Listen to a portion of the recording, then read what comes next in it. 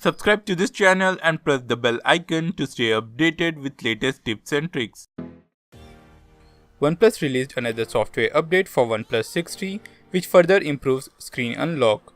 The OxygenOS 9.0.5 brings performance improvement to the screen unlock and also carries general bug fixes and system improvements.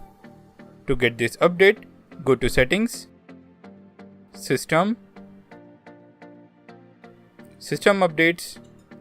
If you don't get this update, then download the OTA zip file from the links in the description and then click on the gear icon and select Local Upgrade and install the update.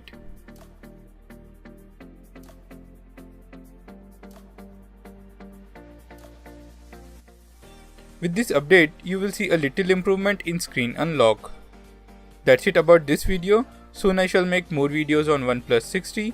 Till then, stay subscribed and I will catch you guys in the next one.